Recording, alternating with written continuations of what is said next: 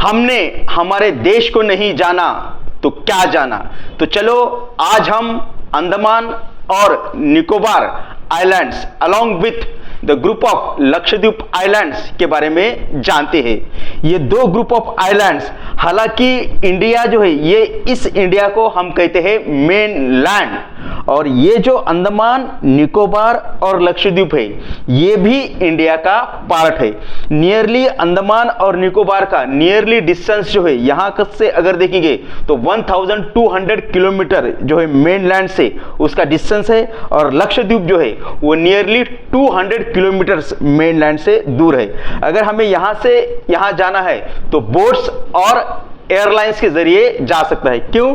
क्योंकि अंडमान निकोबार की जो कैपिटल है पोर्ट ब्लेयर, वहां जो है एक एयरपोर्ट है, और इवन बाय शिप भी जो है हम जा सकते हैं। ऐसे ही इधर केरला से डायरेक्ट हम लक्षद्वीप आइलैंड पे पहुंच सकते हैं एयरलाइंस के जरिए और बोट के जरिए।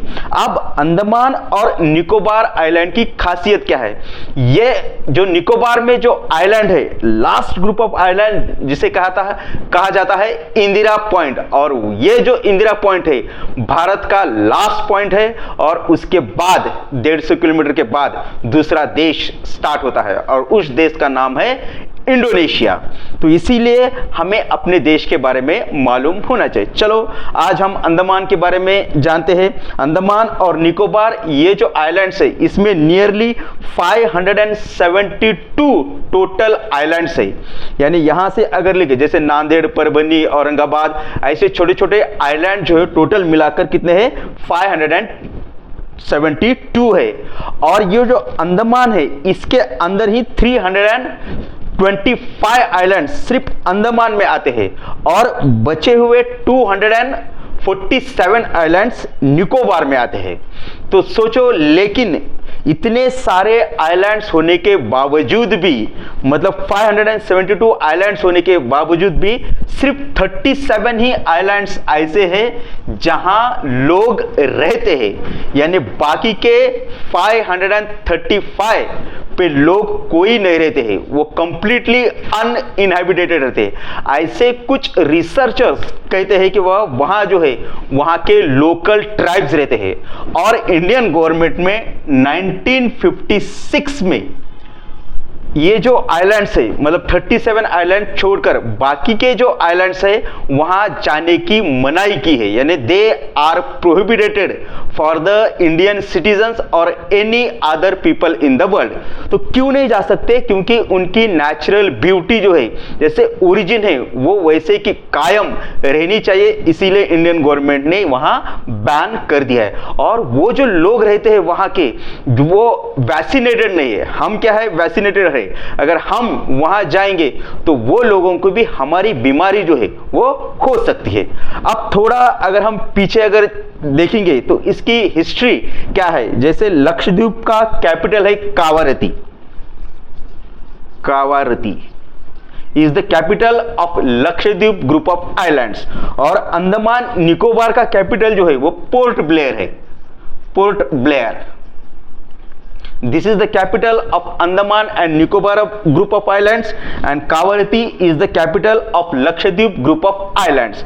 अब यहाँ जो है अगर डेटिंग बैक अगर करते हैं तो सबसे पहले मीन्स जो पोर्तुगीज एक्सप्लोरर या सेलर जो है वो उन्होंने 16th सेंचुरी में मीन्स ये जो है लक्षद्वीप की डिस्कवरी की थी। और बाद में जो है मीन्स जो ब्रिटिशर्स है फिर बाद में उन्होंने ये जो है यहाँ अपना एडमिनिस्ट्रेटिव जो है उन्होंने यहाँ मीन्स नियरली मीन्स 19 से 20th सेंचुरी में जो है ब्रिटिशर्स ने यहाँ अपना एडमिनिस्ट्रेशन स्टार्ट किया, और ये पार्ट बन गया मद्रास प्रेसिडेंसी का। तो आज का तमिलनाडु जो है पहले उसे मद्रास प्रेसिडेंसी कहते हैं, और फिर बाद में लक्षद्वीप जो है वो इस प्रेसिडेंट का पार्ट बन गया। वैसे ही जो है मीन्स ये जो Andaman Nicobar group of islands है यहाँ सबसे पहले डैनिश लोग आए थे। डैनिश, और इनके कंट्री का नाम था डेनमार्क। जो डेनमार्क की जो कंपनी थी उन्होंने मीन्स 1789 में जो है वो यहाँ आ गए, और फिर बाद में वहाँ मलेरिया का स्प्रेड हो गया, इसलिए बाद में जो है वहाँ ब्रिटिशर्स ने आए, यहाँ ईस्ट इंडिया कंपनी यहाँ आ गई, और फिर बाद में उन्होंने इस पे जो है ईस्ट इंडिया कंपनी का रूल जो है वो स्टार्ट हो गया। बाद में जब इंडिया कंप्लीटली आजाद होने से पहले कुछ ही साल, जब 1939 टू 1945 इस दौरान क्या हो गया, सेकेंड वर्ल्ड वॉर स्टार्ट हो गया। और इधर जो है, यहाँ जो है, अगर ये इंडिया का मैप है तो कहीं ना कहीं इधर जापान आता है, और जापान ने 1942 पे इस अंडमान निकोबार पे अटैक किया, और वो आइलैंड्स जापान ने जीत लिया। कब? 1942 को ये जो अंडमान निकोबार आइलैंड्स हैं वो जापान के हो गए। क्यों? क्योंकि उन्होंने वहां ब्रिटिश फोर्सेस को हराया और वो जीत लिया। लेकिन हालांकि हमारा देश 1947 को आजाद हो गया, लेकिन उसके 4 साल पहले ही सुभाष चंद्र बोस ने वहां इंडिया का परचम लहराया था। यानी मीन्स 1943 को ये जो अंडमान निकोबार आइलैंड सबसे पहले आजाद हो गए थे। क्यों? क्योंकि सुभाष चंद्र बोस की जो आजाद हिंद सेना थी वहां ऑलरेडी जा चुकी थी, और वो आइलैंड जीत चुकी थी, और वो इंडिया का मीन्स पहला ऐसा यूनियन टेरिटरी जो है वो आजाद हो गया था। यानी अंडमान निकोबार और लक्षद्वीप ये क्या है, यूटी है, उसे कहते हैं यूनियन टेरिटरी, यानी ऐसे एरियाज जिसके ऊपर डायरेक्ट सेंटर गवर्नमेंट का एडमिनिस्ट्रेशन चलता है। जैसे महाराष्ट्र एक स्टेट है, लेकिन अंडमान निकोबार क्या है, यूटी है, यूनियन टेरिटरी उसे कहा जाता है। वैसे ही लक्षद्वीप जो है एक यूटी है, और ये भी जो है उसे भी हम यूनियन टेरिटरी कहते हैं, और वो भी इंडिया का पार्ट है। फिर बाद में लक्षद्वीप का बहुत ही इंटरेस्टिंग स्टोरी है।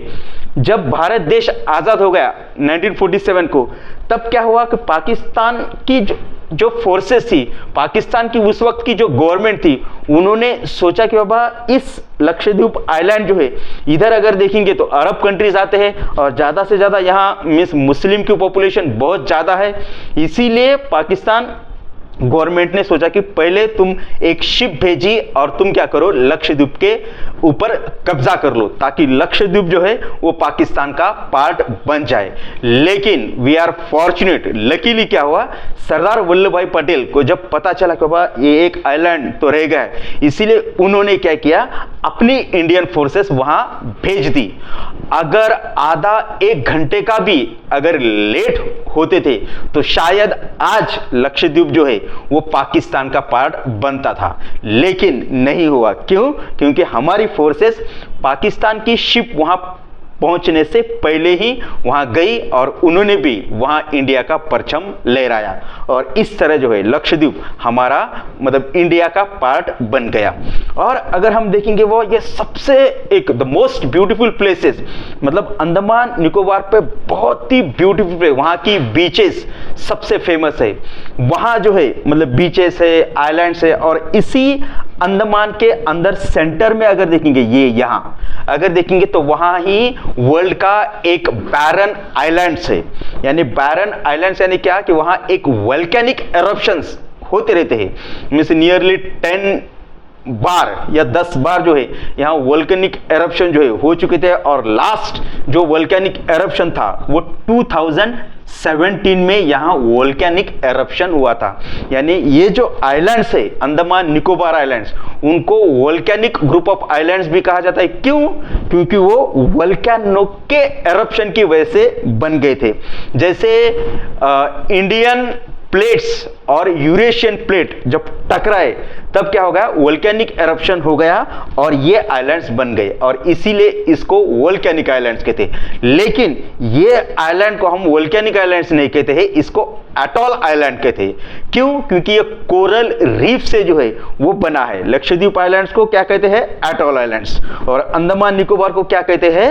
Means volcanic islands. क्यों? क्योंकि वो वोल्केनिक एरप्शन से बन गए थे और इंडियन प्लेट और यूरेशियन प्लेट के टकराने से जो है वो बन गए थे। फिर बाद में आज इसकी इंपॉर्टेंस क्या है, यहाँ सबसे ज्यादा आज जो है बहुत सारा मेन यहाँ के लोग जो रहते हैं वहाँ मेन जो है वो खेती करते हैं। Agriculture is the main occupation of the people living in Andaman and Nicobar islands.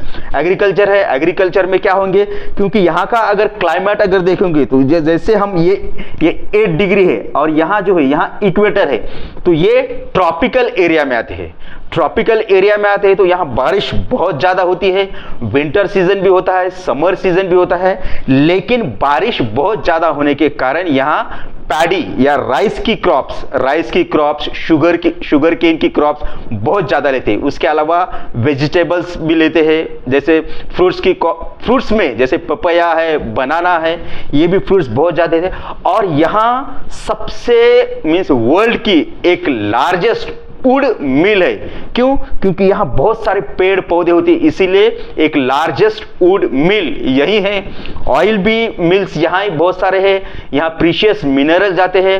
Adventure के लिए ये बहुत ही बढ़िया प्लेसेस है, क्योंकि यहाँ स्कूबा डाइविंग के लिए बहुत ही क्या एक स्कोप है। स्कूबा डाइविंग हो, एडवेंचरस हो, स्पोर्ट्स के लिए ब्यूटीफुल बीचेस अगर हम वहां जाकर देख सकते हैं। इसीलिए अंडमान निकोबार एक खूबसूरत आइलैंड्स में गिना जाता है। That is why Andaman Nicobar are the famous tourist space और टूरिस्ट प्लेसेस। और उसकी इकोनॉमी जो है ज्यादा से ज्यादा टूरिस्ट, एग्रीकल्चर और इंडस्ट्री पे चलती है। वैसे ही लक्षद्वीप आइलैंड्स भी एक बहुत ही ब्यूटीफुल प्लेस है। अगर तुम इमेज अगर देखोगे तो उसमें तुम्हें पता चलेगा कितना ब्यूटीफुल बीचेस जो है, सीरीन, काम, क्वाइट, एकदम ब्यूटीफुल बीचेस यहाँ भी पाए जाते हैं। तो today we have learned about the 2 group of islands, that is Lakshadweep group of islands and Andaman group of islands. So if you like this video, please share it with your friends and relatives. The channel name is Jogdan Geography. Thank you.